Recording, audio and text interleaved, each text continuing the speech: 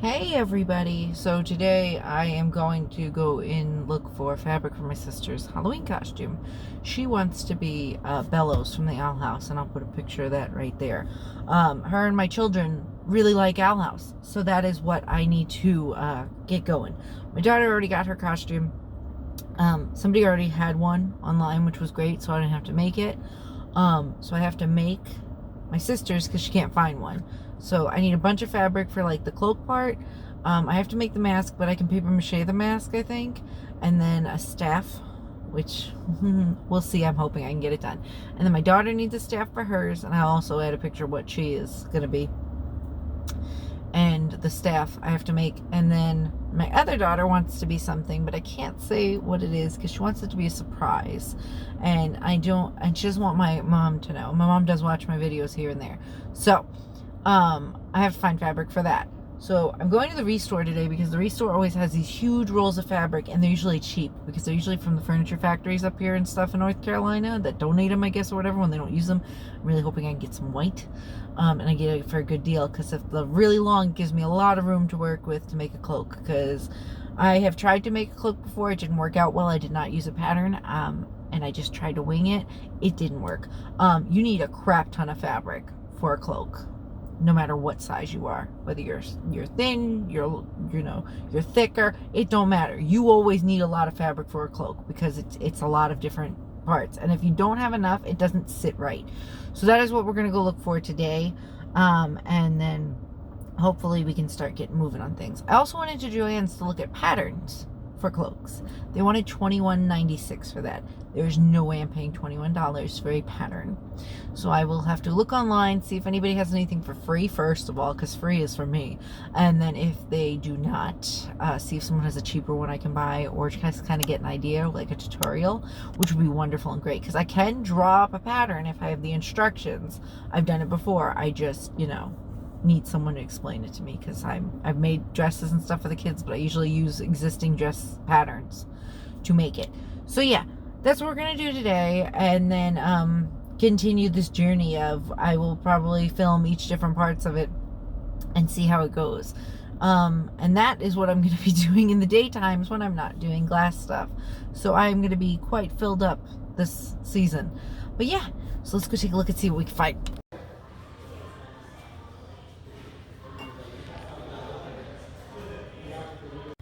Alright, so I didn't really film in there just because there were so many people and they were looking at everything, and I don't want to be standing there talking to myself.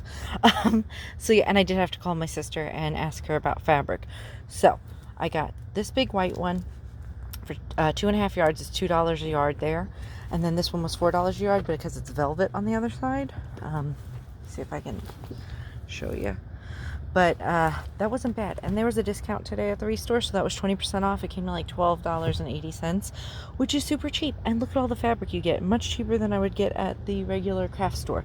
The only thing I do have to get at the craft store is gold, but I'm not going to get that today because I really don't feel like going there. But at least we got this. They did have patterns in a bucket, but they were not what I was looking for. So now I'm going to finish my grocery shopping because that's what I have to do today. But then I will come back to you guys on this video when we actually either start working on it or getting more supplies. Another project, because apparently this is all I do now. This is my last costume video I've done. Right here I've separated the pattern for the front and back of the cape and folded it. I will put pictures up on the screen of which pattern we used. I did not connect the bottom piece to it, so if you do try to use the same pattern, I did not do that, which is why I did have enough fabric, because I did need to change the bottom part of my fabric. So if you're going to try to make the same cape for the Belos costume and you found this tutorial, do not use the bottom part to it. Just keep the bottom part and do it separately with a different one, if that makes sense. Just don't connect the two pieces where it says you need to.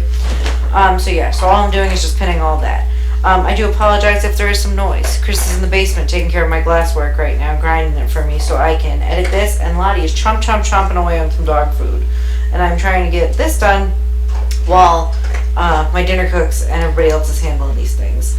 I did fast pace this a lot. One of the funniest things, I love to listen to the conversations I have with my mother and my family when I am making these videos, because I know I'm going to voice over them, but like the conversations I'm having, like they're just funny to listen to with my family.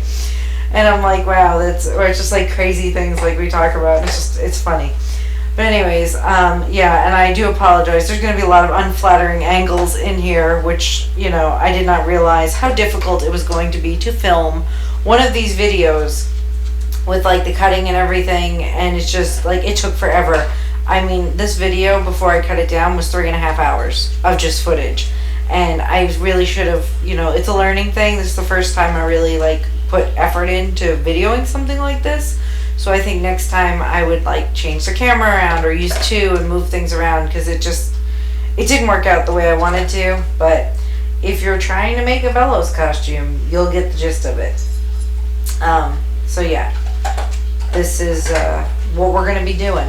I'm going to cut all this out, and then I will come back when I am needed to talk some more.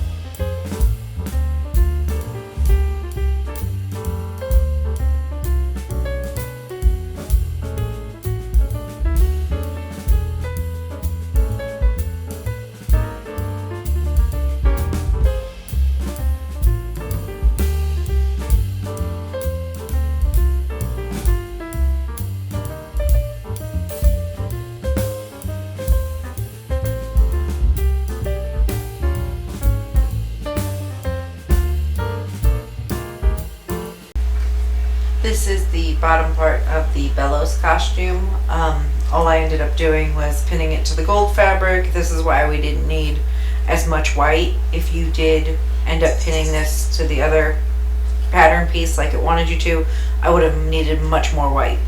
But then I just doubled it over and cut the front pieces out and the back pieces out. And if you are using a textured fabric, make sure you fold it right. Later on, I did not. I had to recut it, and thank God I had enough fabric because it could have been a disaster. But you live, you learn, and yeah. So not too bad for my first, real pattern. But I'm just going to continue to cut this, and then we will move on.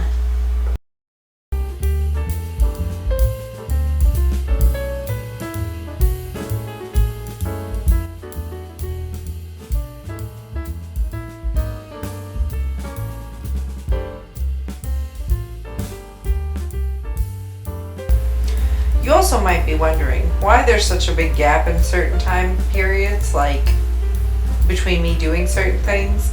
I was getting a lot of migraine days at this point, so I was trying to get as much done as I could when I could. I also had to wait a week for the pattern to come from the time I ordered it, so that was a little ridiculous. Right here, I was very young and naive because this was before I realized I should have folded the velvet fabric. I thought, no, I won't fold it, because I had a rotary cutter and I thought the rotary cutter would make it easier to cut the little capelet that goes on the top and the hood for Belos's cape. Unfortunately, it did not. I should have cut one of the pieces upside down, and I didn't realize that at the time. So I ended up cutting doubles the same way, and when I went to sew them, they didn't match up right. So when you do this, make sure you do it correctly and take the extra time and not be lazy, because later on I did regret it and I had to go back and cut them out again. So you can watch me with this fail as I do this, but that's all I'm doing. The hood is at the opposite end of where I'm working, and then the two pieces for the capelet, which I feel like that's the closest way to get the Belos looking hood and brown part of it.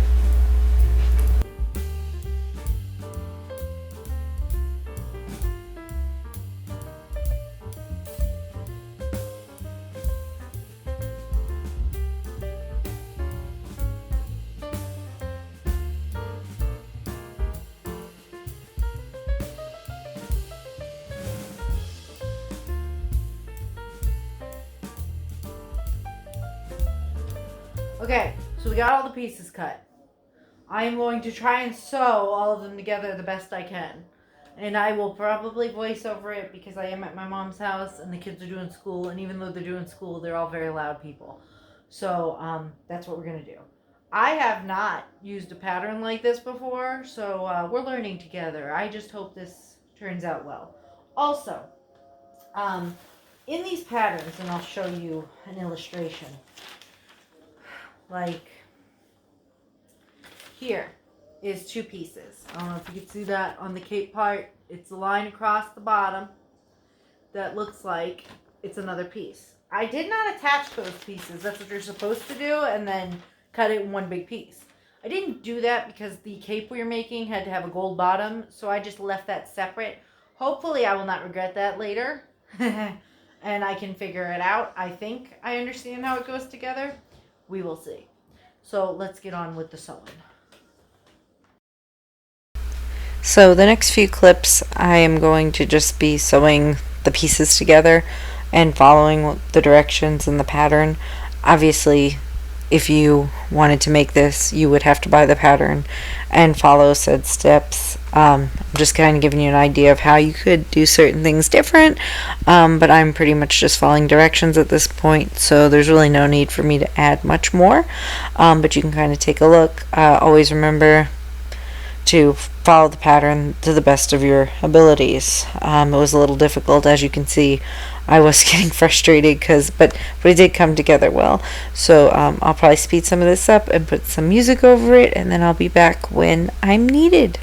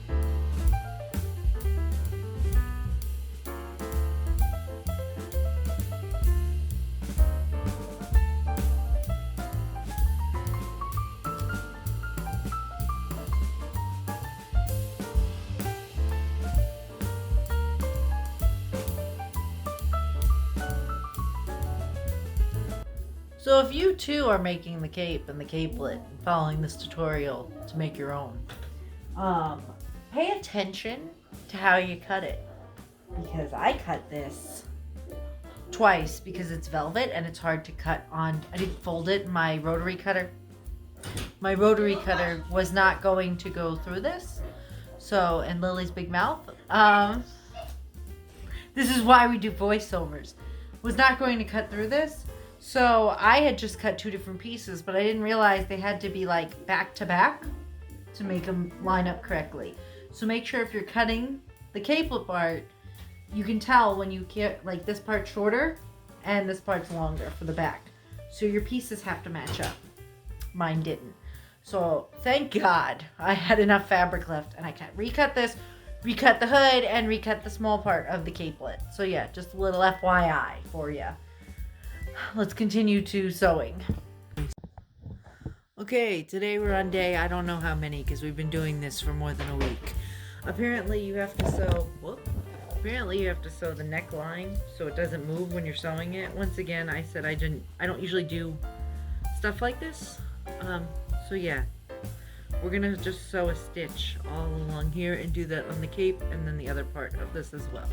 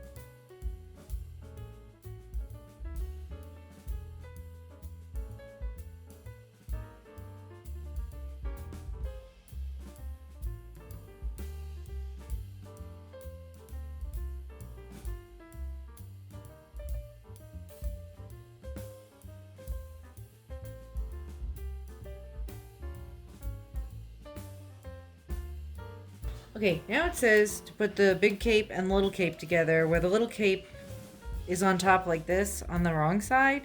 This is very confusing, but I think what they want you to do is when you flip it out, then the small cape will be on top, and there'll be like a fold, so it won't be like a rough edge. So that's what I'm going to do now.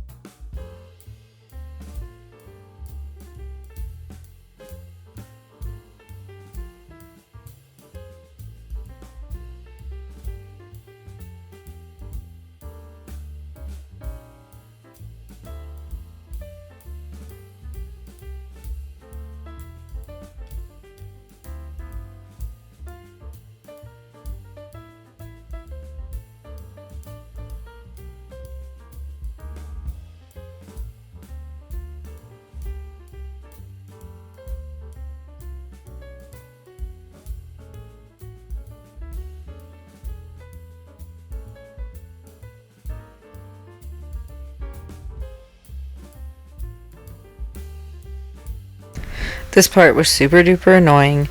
I imagine if you had thinner fabric it wouldn't be so bad, but you have to sew the smaller capelet to the top of the bigger capelet, and it is so thick, this fabric, I could not run it through the machine. I had to hand sew it because it would have ended up like busting my sewing machine. Mine is not heavy duty. I know what it can take, and there's no way I could have put this through there. So I had to hand sew all this, and I believe I also had to hand sew the hood on there as well. It was a big pain in the butt. So if you are using thick fabric and you don't have a heavy duty sewing machine, be prepared to do a lot of hand sewing.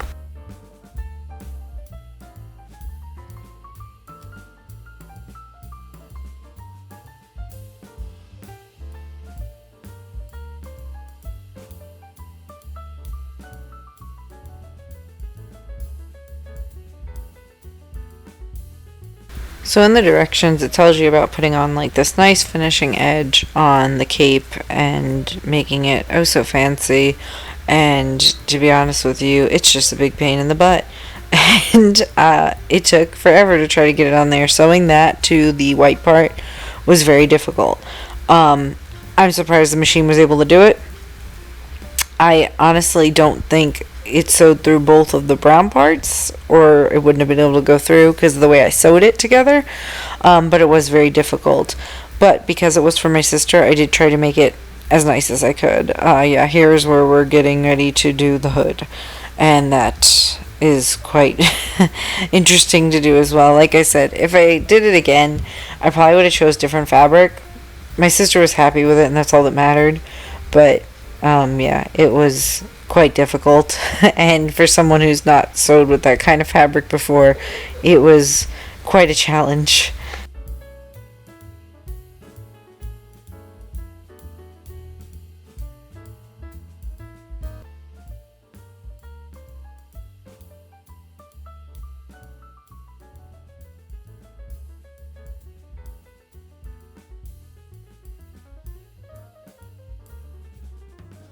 Everything's together. I'm going to hand sew the hood to the top because I don't think my machine can get through all this fabric and I don't want to break it. And then after that, we will put a closure on it and then just a little detail work and hem in like these parts. And then this should be ready and we can move on to the other stuff for the costume. Alright everybody, so this is what I've done. I've taped onto a Jason hockey mask, and I didn't show the whole thing. This has been a very long project, and it's only, you know, like a week until Halloween, so I have not been videoing every single aspect, but you get the gist. I cut toilet paper holders and paper towel holders and taped them together with masking tape. I roughed up the mask with sandpaper and used one of my TV dinner things for the bottom to make the triangle shape. I'm going to paper mache this, and I'm going to paper mache my daughter's staff, and then we will paint them once they're dry, and then after that put them on the staffs and glue them on, I think, because even though for my daughter's staff it's foam, it should stick in, but still. So we're gonna do this. I also need to blow up a balloon and do the Belos's little red ball in the middle, because I could not find a red ball at the store, so I'm gonna blow that up and paper mache that as well. So I looked up paper mache recipes for like the paste. It was like 1 part water, 1 part flour. That doesn't work. Don't do that. I just kind of mixed it up together until it was like pancake batter, and that seemed to work. I just blew up a balloon to make the middle of the staff, and like, you know, basic paper mache stuff like you do when you're younger and make a bowl. I did that, and then I just, once it dried, I filled that little like opening with like Walmart bags, and then just masking taped it shut. And that was probably the easiest way to do it, since I could not find a red plastic ball. But yeah, it's just going to be a lot of paper macheing, pretty self-explanatory, and then just waiting for it to dry. So I'll be back when we're done with this.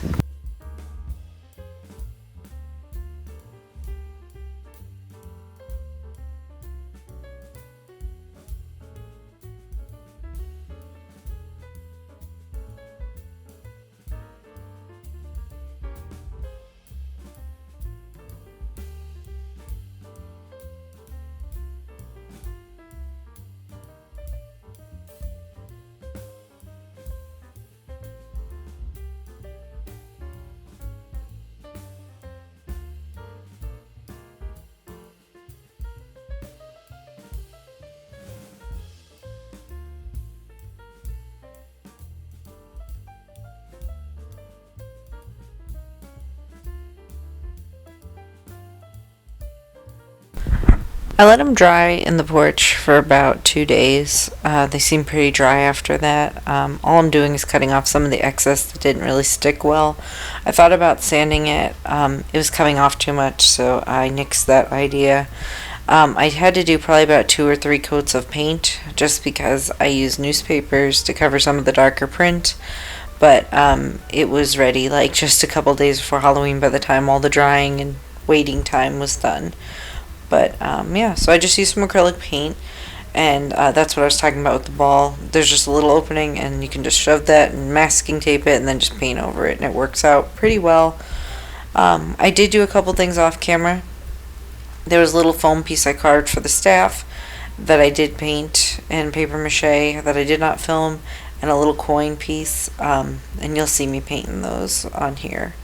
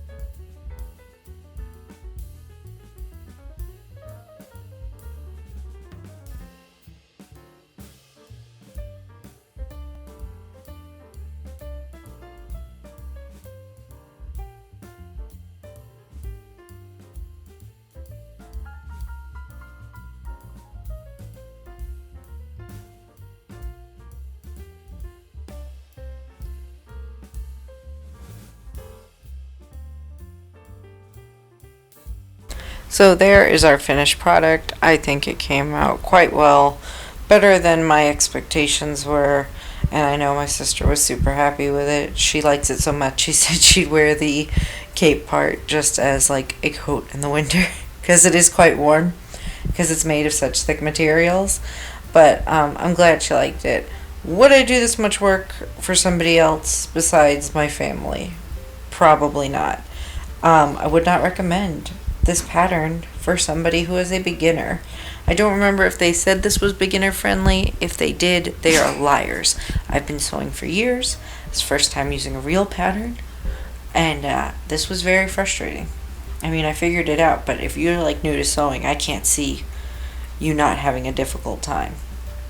And yeah, so I'm just putting it out there. It wasn't no walk in the park, and it did take a very long time for me to get it done. It felt like the never-ending project. There were days I just didn't even want to do it anymore, but I wanted my sister to have what she envisioned. So I appreciate all you guys watching. I hope this helps somebody that wants to make the Belos costume. I know there's not that many tutorials around for it, or if you just want to make a cape. I know there's a bunch of different ones of those. But yeah, lots of options to choose from. I appreciate all you guys watching. I hope you enjoyed this video, and I will see you in the next one. Thanks, guys.